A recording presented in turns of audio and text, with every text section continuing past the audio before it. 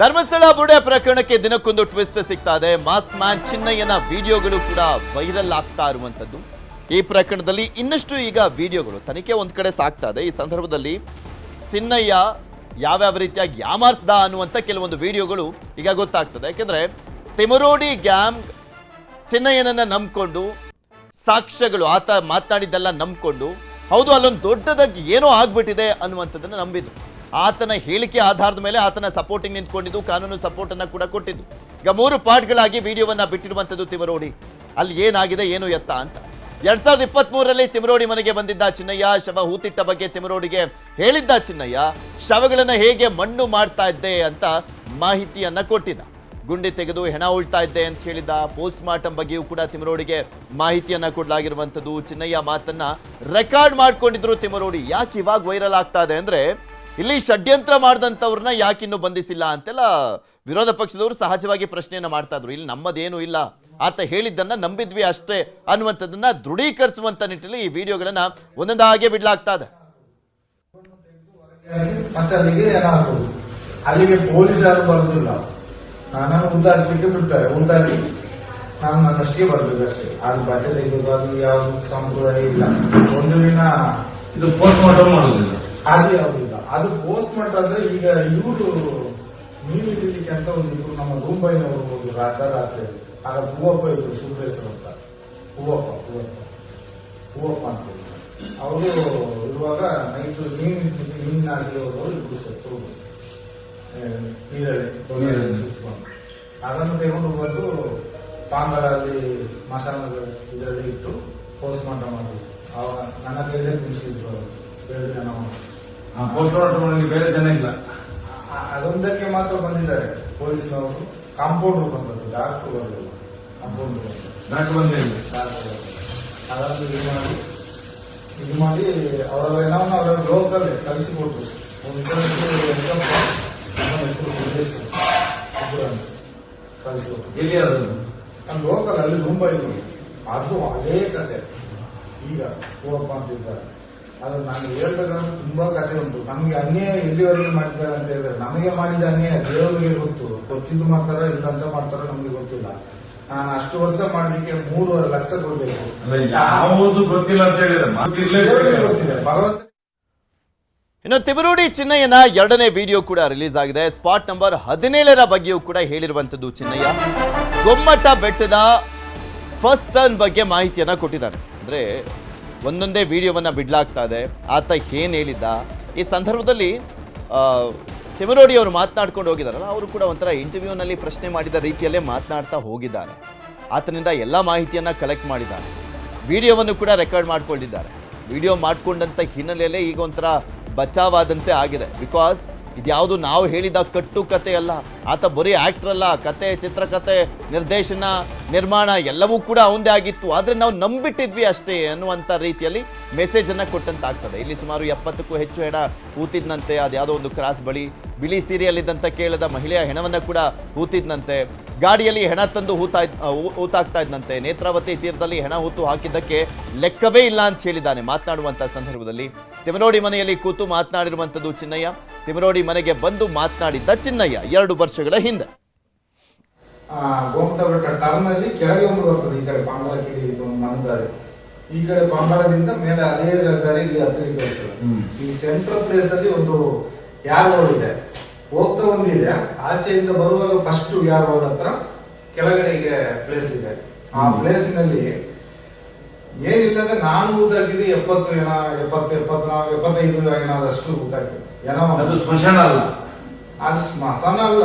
ಆದ್ರೆ ನನ್ನನ್ನು ಅಲ್ಲಿ ಅದು ತಳ್ಳಿ ಗಾಡಿ ಇದೆ, ತರಕಾರಿ ತಳ್ಕೊಂಡು ಹೋಗುದು. ಬಸ್ ಸ್ಟ್ಯಾಂಡಿನಿಂದ ತರಕಾರಿ ತಳ್ಕೊಂಡು ಹೋಗೋ ಗಾಡಿ. ಆ ಗಾಡಿಯಲ್ಲೆಲ್ಲ ಹೆಣವನ್ನ ಹಾಕಿ ತಳ್ಕೊಂಡು ಬಂದು ಅಲ್ಲಿ ಗುಡಿ ತೆಗೆದು ಊತಾಕೋದು. ಈಗ ಒಂದು ಲೈನು, ಈಗ ಒಂದು ಲೈನು. ಈ ಕಡೆಯಿಂದ ಒಂದು 7-8, ಆ ಕಡೆಯಿಂದ 7-8. ಅಲ್ಲಿ ಅಷ್ಟು ಹೆಣ ಊತಾಕಿದ್ರು. ಇಲ್ಲಿ ನೇತ್ರಾವತಿ ಹತ್ರ ಲೆಕ್ಕವೇ ಇಲ್ಲ. ಒಳ್ಳೆ ಬದಿಯಲ್ಲೆಲ್ಲ ಲೆಕ್ಕವೇ ಇಲ್ಲ. ಮತ್ತೆ ಅಲ್ಲಿ ಧರ್ಮಸ್ಥಳದಲ್ಲಿ 5 ಮೀಟರ್ ಸಾಲೆ ಹತ್ರ ಒಂದು ಈ ಕಡೆ ಭಟ್ರದ್ದು ಮನೆ, ಭಟ್ರ ಮನೆ, ದೇವರು ಪೂಜೆ ಮಾಡೋದು ಭಟ್ರ ಮನೆ. ನಮ್ಮ ಅವರು ಸರಿಯಾಗಿ ನಮಗೆ ಅಷ್ಟು ಇದಿಲ್ಲ. ನೀವು ಏನೋ ಉಳ್ಳೋ ಜಾಗ ಭಟ್ರ ಮನೆಯಲ್ಲಿ ಅದು ಬಾವಿ, ಬಾವಿ ಎಲ್ಲಿ ಅದು ಅಲ್ಲಿ ಎಲಿಮೆಂಟ್ರಿ ಶಾಲೆ ಇದೆ ನೋಡಿ. ಹೈಸ್ಕೂಲ್ ಇದೆ ಅವ್ರದ್ದು. ಶಾಲೆಯ ಹಿಂಬದಿಯಲ್ಲಿ. ಇನ್ನು ಮೂರನೇ ವಿಡಿಯೋದಲ್ಲಿ ನೇತ್ರಾವತಿ ಸ್ನಾನಘಟ್ಟದ ಉಲ್ಲೇಖವನ್ನು ಮಾಡಲಾಗಿದೆ. ನೇತ್ರಾವತಿ ಸ್ನಾನಘಟ್ಟ ಬಳಿ ಬಾಲಕಿಯ ಶವ ಹೂತಿರುವಂತೆ ಹೇಳಿಕೆಯನ್ನು ಕೊಟ್ಟಿದ್ದಾರೆ. ಮೂರನೇ ವಿಡಿಯೋದಲ್ಲಿ ನೇತ್ರಾವತಿ ಸ್ನಾನಘಟ್ಟದ ಬಗ್ಗೆ ಉಲ್ಲೇಖವನ್ನು ಮಾಡಲಾಗಿದೆ. ನೇತ್ರಾವತಿ ಸ್ನಾನಘಟ್ಟ ಬಳಿ ಬಾಲಕಿಯ ಶವವನ್ನು ಹೂತಿದ್ದಂತೆ ಬಂಗ್ಲೆಗುಡ್ಡದಲ್ಲಿ 8ರಿಂದ 9 ಶವ ಹೂತು ಹಾಕಿದ್ದಾಗಿ ಹೇಳಿಕೆಯನ್ನ ಕೊಡಲಾಗಿದೆ. ತಿಮರೋಡಿ ಮನೆಯಲ್ಲಿ ಚಿನ್ನಯ್ಯ ಮಾತುಕತೆಯ ವಿಡಿಯೋ. ಪೊಲೀಸರು ಭದ್ರತೆ ಕೊಟ್ಟರೆ ಜಾಗ ತೋರಿಸ್ತಾನೆ ಅಂತ ಹೇಳಿದ. ಕೋರ್ಟ್ನಿಂದ ಭದ್ರತೆ ಕೊಡಿಸ್ತೇನೆ ಅಂತ ಈ ಸಂದರ್ಭದಲ್ಲಿ ತಿಮರೋಡಿ ಹೇಳಿದ್ದಾರೆ. ಆತನ ಮಾತನ್ನ ನಂಬಿದ್ದಾರೆ. ಆ ಸಂದರ್ಭದಲ್ಲಿ ಆತ ಹೇಳಿದ್ದೆಲ್ಲವೂ ಕೂಡ ನಿಜ ಇರಬಹುದೇನೋ ಅಂತ. ಅದಾದ ನಂತರ ಆತನಿಗೆ ಏನೇನೆಲ್ಲ ಸಹಾಯ ಮಾಡಬಹುದು, ಯಾವ ರೀತಿಯಾಗಿ ನೆರವನ್ನ ನೀಡಬಹುದು ನೀಡಿದ್ದಾರೆ. ಬಾಬುಲಿ ಬೆಟ್ಟದ ಟರ್ನಲ್ಲಿ ಹೀಗೆ ಒಂದು ಹೆಂಗ್ಸು ವೈಟ್ ಸೀರೆ ಉಟ್ಟು ಹೆಂಗ್ಸು, ಅದು ಕೇರಳ ಹೆಂಗ್ಸು ಅಂತ. ಅದೇ ಮಣ್ಣು ದಾರಿ ಇಳಿಯೋದು ಅಂತ ನೋಡಿದ್ವಿ. ಅಲ್ಲಿ ಒಂದು 3 ಬಂಡೆಯಾಗಿ ಇತ್ತು. ಬಂಡೆ ಬದಿಯಲ್ಲಿ ಮಣ್ಣು ಮಾಡಿದ್ದಾರೆ. ಜಾಸ್ತಿ ಗುಂಡಿ ತೆಗಿಲಿಕ್ಕೆ ಆಗಲಿಲ್ಲ. ಒಂದು ಲೆವೆಲ್ಗೆ ಗುಂಡಿ ಒಂದು 2 ಸ್ಟೇಷನ್ ಅದರ ಪಕ್ಕನ ಅಲ್ಲಿ ಇಲ್ಲ, ಬಾಹುಬಲಿ ಬೆಟ್ಟದಲ್ಲಿ. ಬಾಹುಬಲಿ ಬೆಟ್ಟ ಮೇಲೆ ಮೇಲೆ ಬಾಹುಬಲಿ ಬೆಟ್ಟ ಈಗ ಟರ್ನ್ ಒಂದು ತಿರುಗುವುದಿಲ್ಲ. ಬಾಹುಬಲಿ ಬೆಟ್ಟ ಟರ್ನ್ ಆ ಬಾಂಗ್ಲಕ್ಕೆ ಇಳಿಯುವ ಒಂದು ಮಣ್ಣು ರೋಡ್ ಬರ್ತದೆ ನೋಡಿ. ಹೌದು. ಅಲ್ಲಿ ಒಂದು ಬದಿಯಲ್ಲಿ ಇತ್ತು ಹೆಂಗ್ಸು. ರಸ್ತೆ ಬದಿ. ರಸ್ತೆ ಬದಿಗೆ ಸ್ವಲ್ಪ ಅದಕ್ಕೆ ಅಲ್ಲಿಗೆ ಗುಂಡಿ ಇದೆ, ಅಲ್ಲಿಗೆ ಅದು. ಅಲ್ಲಿ 2 ಬಂಡೆಗಳು ಇದೆ ದೊಡ್ಡ ದೊಡ್ಡ ಬಂಡೆ ಹೊತ್ತಿಗೆನೆ ಗುಡಿ ತೆಗೆದು ಅಲ್ಲಿಗೆ ಮಣ್ಣು ಮಾಡಿದೆ. 2.5 ಫೀಟ್ ಮಣ್ಣು ಮಾಡಿದೆ ನಾನು. ಮತ್ತೆ ಇಲ್ಲಿ ಭಟ್ರ ಹೋಟ್ಲ್ ಇದೆ ನೋಡಿ, ಇಲ್ಲಿ ಕೆಳಗೆ ನೇತ್ರಾವತಿ ಹತ್ರ ಕೆಳಗಡೆ ಒಂದು ಸಂಘದ ಭಟ್ರ ಹೋಟ್ಲ್ ಇದೆ. ಅಲ್ಲಿ ಒಂದು ಏನೋ ಸಿಕ್ತು. ಅದೊಂದು 14 ವರ್ಷ 14 ವರ್ಷ ಹುಡುಗಿ ಇರಬೇಕು. ಪೆಟ್ಟಿಕೋಟೆ ಹಾಕಿದ್ರು, ಎತ್ತಿ ಇಲ್ಲ, ಸೀರೆಯಲ್ಲಿ ಕಟ್ಟಿದ್ದಾರೆ.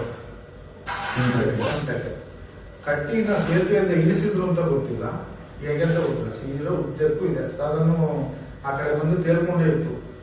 ಮತ್ತೆ ಅದನ್ನು ಒಂದು ದಿವಸ ನೋಡಿ ಬಾಡಿ ಸಿಗುವ ಜಾಗ ಸ್ವಲ್ಪ ಈ ಕಡೆ ಅಲ್ಲೇ ಅಲ್ಲಿ ಭಟ್ರ ಹೋಟ್ಲ್ ಇದೆ ನೋಡಿ. ಈ ಕಡೆ ಸಂಘ ಕೆಳಗೆ ಸಂಘ ಇದೆ ನೋಡಿ, ದೊಡ್ಡ ಸಂಘ, ಸಣ್ಣ ಸಂಘ, ಸಣ್ಣ ಸಂಘದ ಹೊತ್ತಿಗೆ ಅಲ್ಲಿ ಒಂದು ಭಟ್ರ ಹೋಟ್ಲ್ ಇದೆ. ಅಲ್ಲಿ ಆ ಏನವನ್ನು ಅಲ್ಲೇ ನದಿ ಬದಿಯಲ್ಲಿ ಅಲ್ಲೇ ಮಣ್ಣು ಮಾಡಿ ಹಾಕಿದೆ. ಅಲ್ಲಿಗೆ ಪೊಲೀಸರು ಬರಲಿಲ್ಲ, ಪೊಲೀಸ್ ಇಲ್ಲ, ಯಾರಿಲ್ಲ, ಮಣ್ಣು ಮಾಡಿ ಹಾಕಿದೆ. ಮತ್ತೆ ಅಲ್ಲಿ ನಮ್ಮ ಉಜಿರೆಯಿಂದ ಹೋಗುವಾಗ ಧರ್ಮಸ್ಥಳದ ಈ ಸಂಘದ ಟರ್ನ್ ಒಂದು ತಿರುಗ್ತೀವಲ್ಲ, ಟ್ರಾನ್ಸ್ಫಾರ್ಮ್ ಉಂಟು ಈ ಸೈಡ್ ಅಲ್ಲಿ ಟ್ರಾನ್ಸ್ಫಾರ್ಮ್. ಅದರ ಹೊತ್ತಿಗೆ ಒಂದು 9 ಏನಗಳನ್ನು ಉಂಟಾಗಿದೆ ಒಂದೇ ಜಾಗದಲ್ಲಿ ಉದ್ದಕ್ಕೆ. ಆ ಸೈಡ್ ಅಲ್ಲಿ 9 ಏನಗಳು ಜಾಗ ಎಲ್ಲ ಗೊತ್ತಿದೆ. ಈಗ ಎಲ್ಲ ಗೊತ್ತಿದೆ. ನಾನೇ ಹೇಳುದು, ಈ ತನಿಖೆ ನನಗೆ ಯಾರಾದ್ರೂ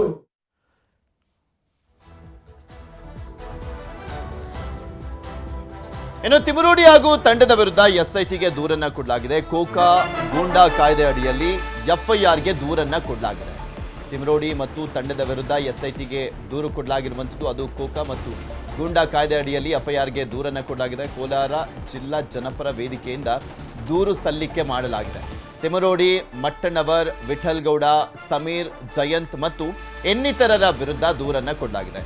ಧರ್ಮಸ್ಥಳದ ವಿರುದ್ಧ ಷಡ್ಯಂತ್ರದ ಆರೋಪವನ್ನ ಮಾಡಲಾಗ್ತದೆ. ಆ ಷಡ್ಯಂತ್ರಕ್ಕೆ ಏನು ದಾಖಲೆ ಇಲ್ಲ ಇವಾಗ. ಇಲ್ಲ ಅಂದಿದ್ರೆ ಪೊಲೀಸರ ಇಷ್ಟೊತ್ತಿಗೆ ಏನೇನು ಮಾಡ್ಬೋದಿತ್ತು, ಏನೇನು ಮಾಡ್ತಾ ಇದ್ರು ಎಲ್ರಿಗೂ ಗೊತ್ತಿರುವಂಥದ್ದೇ.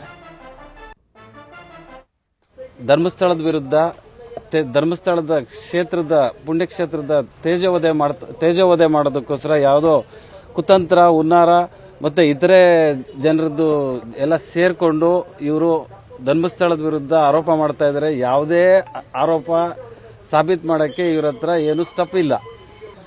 ಇವರು ಯಾವುದೋ ಒಂದು ಸುಳ್ಳು ಆರೋಪ ಮಾಡಿರೋದಕ್ಕೆ ಯಾವುದೇ ತರವಾದಂಥ ಸಾಕ್ಷಿ ನೀಡದೆ ಎಸ್ಐಟಿ ಅಧಿಕಾರಿಗಳಿಗೂ ಗೋಳಾಡಿಸ್ತಾ ಇದ್ದಾರೆ. ಸರ್ಕಾರದವರು ತಕ್ಷಣ ಇವರನ್ನ ಬಂಧಿಸಿ ಇದಕ್ಕೊಂದು ತಾರ್ಕಿಕ ಅಂತ್ಯ ತರಬೇಕು.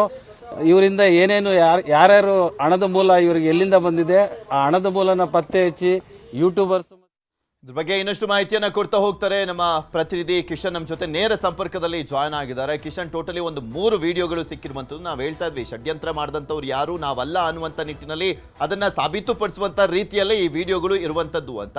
ಮತ್ತೊಂದು ಕಡೆ ಈ ವಿಡಿಯೋಗಳೆಲ್ಲವನ್ನೂ ಕೂಡ ತನಿಖೆಯ ಸಂದರ್ಭದಲ್ಲಿ ತಿಮರೋಡಿ ಮತ್ತು ಟೀಮ್ ಎಸ್ಐಟಿಗೆ ಒಪ್ಪಿಸಿದ್ಯಾ? ಅವರು ಪ್ರಶ್ನೆಯನ್ನ ಕೇಳಿದಂಥ ಸಂದರ್ಭದಲ್ಲಿ ನಿಮ್ಮ ಷಡ್ಯಂತ್ರ ಇರಬಹುದು ಅನ್ನುವಂಥದ್ರ ಬಗ್ಗೆ ಅನುಮಾನ ವ್ಯಕ್ತಪಡಿಸಿದಂಥ ಟೈಮ್ನಲ್ಲಿ ಪೃಥ್ವಿ 3 ನಿಮಿಷಗಳ ತಲಾ 3 ವಿಡಿಯೋವನ್ನು ಈಗ ಹರಿಯಬಿಡಲಾಗಿದೆ. ಆ 3 ವಿಡಿಯೋದಲ್ಲಿ ಸ್ಪಷ್ಟವಾಗಿ ಈಗ ಉಲ್ಲೇಖ ಮಾಡಿರುವಂಥದ್ದು ನಾವಾಗಿ ಚಿನ್ನಯ್ಯನನ್ನ ಸಂಪರ್ಕ ಮಾಡಿರೋದಲ್ಲ. ಆಗಸ್ಟ್ 2023ರಂದು ಚಿನ್ನಯ್ಯನೇ ಸ್ವತಃ ತಿಮರೋಡಿಯವರ ಮನೆಗೆ ಬಂದು ಹೇಳಿಕೆ ಕೊಟ್ಟಿದ್ದಾನೆಂಬ ಸ್ಪಷ್ಟವಾದ ಈಗ ಮಾಹಿತಿಯನ್ನ ಇದರ ಮೂಲಕವಾಗಿ ಹೇಳಲಾಗ್ತಾ ಇದೆ. ಜೊತೆಗೆ ಪ್ರಕರಣದ ಪಾತ್ರಧಾರಿ ಚಿನ್ನಯ್ಯ ಆದ್ರೆ ಸೂತ್ರಧಾರಿ ಮಹೇಶ್ ಶೆಟ್ಟಿ ಮತ್ತು ಅವರ ಬಣ ಅಂತ ಹೇಳಲಾಗ್ತಾ ಇತ್ತು. ಈ ವಿಡಿಯೋವನ್ನ ರಿಲೀಸ್ ಮಾಡೋ ಮೂಲಕವಾಗಿ ಇದರ ಸೂತ್ರಧಾರಿಗಳು ನಾವಲ್ಲ, ಸ್ವತಃ ಚಿನ್ನಯ್ಯನೇ ಬಂದು ಎಲ್ಲ ಮಾಹಿತಿಗಳನ್ನ ಹೇಳಿದ್ದಾನೆಂಬ ಸ್ಪಷ್ಟವಾದ ನಿರೂಪಿಸೋಕೆ ಈಗ ತಿಮರೋಡಿ ಬಣ ಮುಂದಾಗಿರುವಂಥದ್ದು.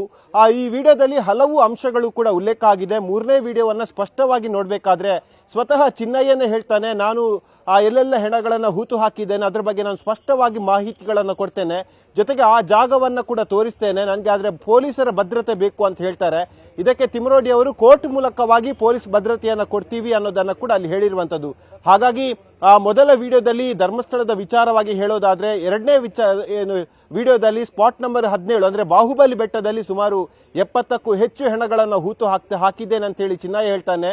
3ನೇ ವಿಡಿಯೋದಲ್ಲಿ ಸ್ಪಾಟ್ ನಂಬರ್ 8ರಿಂದ ಹಿಡಿದು ಸ್ಪಾಟ್ ನಂಬರ್ 12 ತನಕ ಅಂದ್ರೆ ರಸ್ತೆಯ ಪಕ್ಕದಲ್ಲೇ ಸುಮಾರು 7ಕ್ಕಿಂತ ಜಾಸ್ತಿ ಹೆಣಗಳನ್ನು ಹೂತು ಹಾಕಿದ್ದೇನೆ ಅಂತ ಹೇಳಿ ಚಿನ್ನಯ್ಯ ಈ ವಿಡಿಯೋದ ಮೂಲಕ ಹೇಳ್ತಾನೆ. ಹಾಗಾಗಿ ತಿಮರೋಡಿ ಬಣ ಈಗ ವಿಡಿಯೋ ಹರಿಬಿಡಿಯೋಕೆ ಉದ್ದೇಶ ಏನಂತ ಹೇಳಿದ್ರೆ, ಸ್ವತಃ ಚಿನ್ನಯ್ಯನೇ ಈಗ ತಿಮರೋಡಿ ಅವರ ವಿರುದ್ಧವಾಗಿ ತಿರುಗಿ ನಿಂತಿರುವಂಥದ್ದು. ಕೋರ್ಟಿಗೆ ಕೂಡ ಅದೇ ರೀತಿಯಾಗಿ ಮುನ್ನೆ ತಪ್ಪೊಪ್ಪಿಗೆ ಹೇಳಿಕೆ ಕೊಡ್ತೇನೆ ಅಂತ ಹೇಳಿದ್ದ. ಆದ್ರೆ ಪ್ರಾರಂಭದ ಹಂತದಲ್ಲಿ ಆತ ಹೇಳಿಕೆ ಕೊಟ್ಟಿರುವಂಥದ್ದು 164 ಹೇಳಿಕೆ. ಈ 164 ಹೇಳಿಕೆ ಏನಿದೆ ಅದೇ ಸೇಮ್ ವಿಡಿಯೋದಲ್ಲಿರುವಂತಹ ಹೇಳಿಕೆ ಅಂತ ಹೇಳಲಾಗ್ತಾ ಇದೆ. ಆದ್ರೆ ಇದೀಗ ಮತ್ತೆ ತಪ್ಪೊಪ್ಪಿಗೆ ಹೇಳಿಕೆಯನ್ನು ಕೊಡ್ತಾನೆ ಅಂತ ಹೇಳ್ತಾ ಇದ್ದಾನೆ. ಹಾಗಾಗಿ ಮಂಗಳವಾರದಂದು ಬೆಳ್ತಂಗಡಿ ಕೋರ್ಟಿಗೆ ಆತನಿಗೆ ಅವಕಾಶವನ್ನು ಕೊಡಲಾಗಿದೆ. ಮಹೇಶ್ ಶೆಟ್ಟಿ ತಿಮರೋಡಿ ವಿರುದ್ಧವಾಗಿ ಹೇಳಿಕೆ ಕೊಟ್ರೆ ಈ ವಿಡಿಯೋವನ್ನು ಉಪಯೋಗಿಸಿ ನಾವು ಇದರ ಸೂತ್ರಧಾರಿಗಳು ಅಲ್ಲ ಅಂತ ಹೇಳಿ ನಿರೂಪಿಸೋಕೆ ಈಗ ತಿಮರೋಡಿ ಬಣ ಮುಂದಾಗಿದೆ. ಮತ್ತೊಂದು ಕಡೆ ಇದೇ ವಿಡಿಯೋವನ್ನ ಪ್ರಾರಂಭದ ದಿನದಲ್ಲಿ ಕೂಡ SITಗೆ ಮಹೇಶ್ ಶೆಟ್ಟಿ ತಿಮರೋಡಿ ಮತ್ತು ತಂಡ ಕೊಟ್ಟಿರೋ ಬಗ್ಗೆ ಮಾಹಿತಿಗಳು ಕೂಡ ಲಭ್ಯ ಆಗ್ತಾ ಇದೆ. ಯಾಕಂದ್ರೆ ಸಾಕಷ್ಟು ಆರೋಪಗಳು ಕೂಡ ಈ ತಂಡದ ಮೇಲೆ ಇತ್ತು. ಬಿಜೆಪಿ ಇದೇ ವಿಚಾರವನ್ನು ಇಟ್ಕೊಂಡು ಮಹೇಶ್ ಶೆಟ್ಟಿ ತಿಮರೋಡಿಯನ್ನ ಬಂಧನ ಮಾಡ್ಬೇಕಂತೇಳಿ ಅಧಿವೇಶನದಲ್ಲಿ ಆಗ್ರಹವನ್ನ ಮಾಡಿತ್ತು. ಆದ್ರೆ SIT ತನಿಖೆ ಮಾತ್ರ ಎಲ್ಲವೂ ಕೂಡ ಪೂರಕವಾಗಿ ಆಗ್ತಾ ಇರುವಂತದ್ದು. ಈ ವಿಡಿಯೋ ಮೂಲಕವಾಗಿ ಈ ತಂಡ ಅದು ಷಡ್ಯಂತ್ರ ಮಾಡಿಲ್ಲ ಅನ್ನೋದನ್ನ ನಿರೂಪಿಸೋಕೆ ಈಗ ಹೊರಟಿರುವಂತದ್ದು. ಪೃಥ್ವಿ. ಓಕೆ, ಧನ್ಯವಾದ ಕಿಶನ್ ನಿಮ್ಮೆಲ್ಲ